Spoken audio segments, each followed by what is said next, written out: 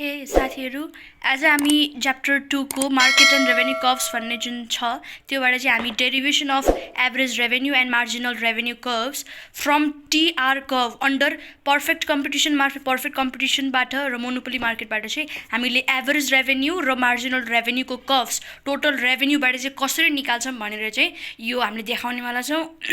यो चाहिँ एक्जाममा धेरै आउने सम्भावना छ है, आउँछ नै आउँछ, पक्का आउँछ यो एक्जाममा, त्यही भएर चाहिँ पुरा भिडियो हेर्नु होला। पर्फेक्ट कम्पिटिसन मार्केटमा चाहिँ average revenue equals to marginal revenue हुन्छ कि जहिले पनि यो दिमागमा घुसाइहाल्नुहोस्, average revenue equals to marginal revenue हुन्छ जहिले पनि। जुन यो लाइन देख्नु भएको छ नि सिधा, यो एभरेज रेभेन्यू र मार्जिनल रेभेन्यू एकदम सेम हुन्छ के।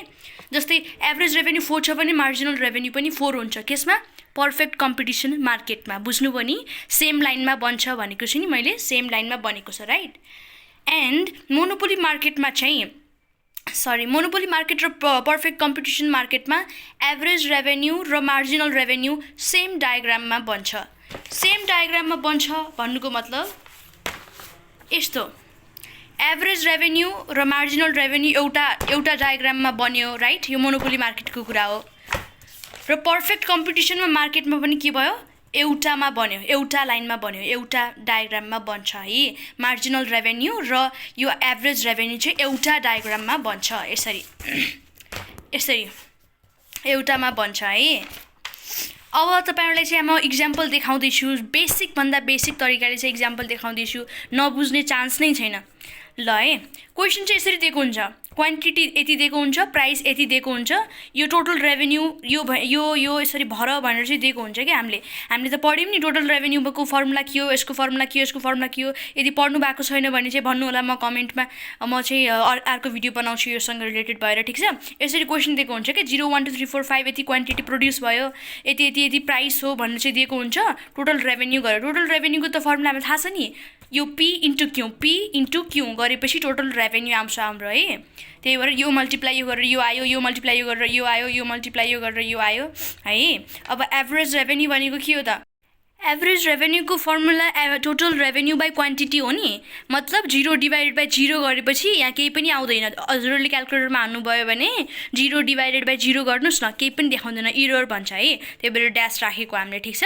र टोटल रेभेन्यू बाई क्वान्टिटी हो नि त, एउटामा चाहिँ यहाँ ड्यास भयो, 15 डिभाइडेड बाई 1 गरौँ 50 हुन्छ, 30 डिभाइडेड बाई 2 गरौँ 50 हुन्छ, यो डिभाइडेड बाई यो गरौँ 50 हुन्छ। यसरी चाहिँ एभरेज रेभेन्यू भनेको एउटा चिजबाट कमाएको रेभेन्यू, ठिक छ नि, पर युनिट रेभेन्यू। अनि मार्जिनल रेभेन्यू भनेको के हो त, change in total revenue by change in quantity हो right. Change in total revenue and change in quantity, ठिक छ। यहाँ चाहिँ के थियो भने एभरेज रेभेन्यूमा टोटल रेभेन्यू बाई क्वान्टिटी हुन्थ्यो भने यहाँ चाहिँ change in total revenue by change in quantity हुन्छ। बुझ्नुभयो। अब चाहिँ चेन्ज कति बस्छ, योलाई यो माइनस गऱ्यो, योबाट यो माइनस गऱ्यो, योबाट यो माइनस गऱ्यो, योबाट माइनस गरेपछि के हुन्छ, 15 15 15 आउँछ। हामीले अघि भनेको थियौँ सुरुमा के हुन्छ, एभरेज रेभेन्यू र मार्जिनल रेभेन्यू जहिले पनि सेम हुन्छ पर्फेक्ट कम्पिटिसन मार्केटको केसमा। क्वेसन राम्ररी हेर्नु होला, पर्फेक्ट कम्पिटिसनको सोधेको हो कि मोनोपोली मार्केटको सोधेको हो कि, त्यो चाहिँ राम्रोसँग हेर्नु होला, अनि त्यसपछि गर्न सक्नुहुन्छ है। अब यो यति गरिसकेपछि त प्लट गर्न कुनै पनि ठुलो कुरा हैन। डायग्राममा चाहिँ के हुन्छ, यहाँ एक्स हुन्छ, यहाँ चाहिँ वाई हुन्छ राइट। जहिले पनि एउटा कुरा याद राख्नु होला, क्वान्टिटी सोल्ड भनेको क्वान्टिटी सोल्ड जहिले पनि यहाँ तल हुन्छ, एक्स एक्सिसमा हुन्छ, र यो total revenue, marginal revenue, average revenue चाहिँ यहाँ लेख्नुपर्ने हुन्छ हामीले। बुझ्नुभयो, क्वान्टिटी सोल्ड जहिले पनि यहाँ लेख्नुपर्छ, ठिक छ। क्वान्टिटी सोल्ड भनेको कति हो त, 0 1 2 3 4 छ नि त, 0 1 2 3 4 5 6 हामीले राख्यौँ है। अब चाहिँ कति छ यहाँ, 15 30 45 90 सम्म कुरा छ क्या, 90 त्यही अनुसार चाहिँ हामीले 0 75 सम्म छ है, 75 सम्म छ यहाँ टोटल हेर्नुहोस् न, 75 र 75 माथि केही पनि छैन है, त्यही अनुसारको हामीले ग्याप राख्यौँ के, 0 15 30 15 को ग्यापमा चाहिँ हामीले यसरी राख्यौँ। यो चाहिँ के हो, हामीले यो टोटल रेभेन्यू र मार्जिनल रेभेन्यू अनि मार्जिनल रेभेन्यू र एभरेज रेभेन्यू यसरी हामीले गराउँदैछौँ। एक्जाम यसरी सोध्यो भने चाहिँ हामीले यसरी गराउने, ठिक छ नि। 0 भएको बेलामा के छ, 0 नै छ राइट। टोटल रेभेन्यूको कुरा गर्नुपर्दा के 0 भएको बेलामा 0 नै छ, 1 भएको बेलामा 15 छ, 1 भएको बेलामा हामीले यहाँ 15 मा राख्यौँ, 2 भएको बेलामा 2 भएको बेलामा कति छ 30 छ राइट 2 भएको बेलामा 30 मा राख्यौँ 3 भएको बेलामा 45 मा राख्यौँ 4 भएको बेलामा चाहिँ यो 60 मा राख्यौँ 5 भएको 75 मा राख्यौँ यो पोइन्ट गर्यौँ टोटल रेभेन्यूको र एभरेज रेभेन्यू त 1 भएको बेलामा 0 भएको बेलामा केही पनि छैन राइट त्यही भएर हामी 0 मा पोइन्ट राखिदियौँ के 1 भएको बेलामा यो 15 राख्यौँ 2 भएको बेलामा यो राख्यौँ 3 भनेको बेलामा यो राख्यौँ त्यही भएर चाहिँ यसरी यस्तो चाहिँ डायग्राम बन्यो ठीक छ नि यस्तो बन्यो यो गरेपछि चाहिँ यो बन्यो यसलाई एक्सप्लेन गर्न आउँछ नि डायग्राम इन दिस डायग्राम यो यो चाहिँ टिआर रेभेन्यू यो चाहिँ एआर रेभेन्यू हो यो एक्स एक्सिसमा यो छ वाइ एक्सिसमा यो छ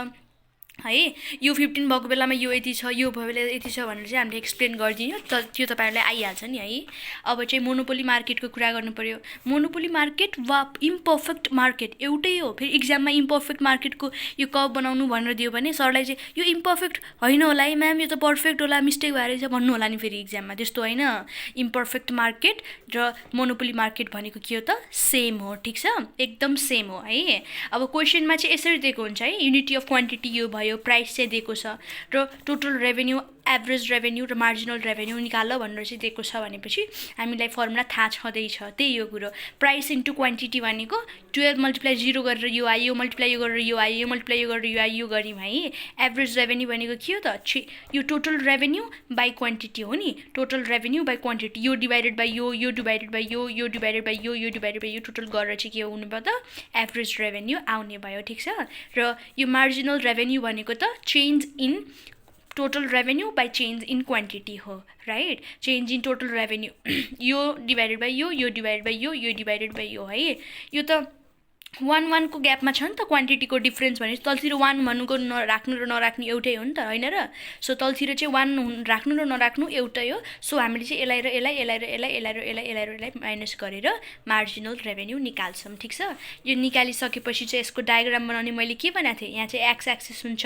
यहाँ चाहिँ वाइ एक्सिस हुन्छ राइट यहाँ एक्स एक्सिस जहिले पनि यहाँ वाइ एक्सिस जहिले पनि र यहाँ चाहिँ के हुन्छ क्वान्टिटी सोल्ड हुन्छ यहाँ चाहिँ के हुन्छ यो टिआर रेभेन्यू जुन बनाउँदैछौँ नि त्यो हुन्छ अहिले चाहिँ हामीले पहिला टिआर रेभेन्यूको बनायौँ है अलग अलग बनायौँ है यसमा ठिक छ नि अब चाहिँ हाम्रो टोटल रेभेन्यूको बनाउँदैछौँ भने यहाँ हेर्नु पऱ्यो क्या 0 भएको बेलामा टोटल रेभेन्यू कति छ 0 छ राइट सो 0 भएको बेलामा 0 मा राख्यौँ 1 भएको बेलामा टोटल रेभेन्यू कति छ 1 भएको बेलामा टोटल रेभेन्यू 10 छ 1 भएको बेला हामीले कहाँ राख्यौँ 10 राख्यौँ 2 भएको बेलामा 15 यसरी यसरी जति पोइन्ट यहाँ दिएको छ नि त्यो टोटल रेभेन्यूको भ्यालु यसरी यहाँ यसरी पोइन्ट राख्यौँ पहिला माथि बढ्दै बढ्दै गयो त्यसपछि घट्न थाल्छ है यसरी बन्यो अब चाहिँ एभरेज रेभेन्यू र मार्जिनल रेभेन्यू एउटामा बन्छ भनेको थियौँ नि हामीले ठिक छ अब यसमा पनि कुरो त्यही हो यो 0 भएको बेलामा टिआर कति छ 0 भएको बेलामा टिआर कति छ त्योको प्लट गर्दै जानुहोस् के पहिला टिआर भन्नाले एआर सरी एआर चाहिँ प्लट गर्दै जानुहोस् ठिक छ 0 भएको बेलामा यति छ 1 भएको बेलामा यति छ यो भएको बेलामा यति छ पहिला एआरको प्लट गर्दै जानुहोस् त्यसपछि चाहिँ यो मार्जिनल रेभेन्यूको प्लट गर्दै जानुपर्छ अनि हाम्रो चाहिँ यस्तो किसिमको फिगर आउँछ ठिक छ अनि यति चाहिँ हेर्नु होला यो यस्तो खालको हुन्छ यो यस्तो खालको हुन्छ र यस्तो खालको हुन्छ यति बेसिक कुरा छ बुझ्नुभयो थ्यांक यू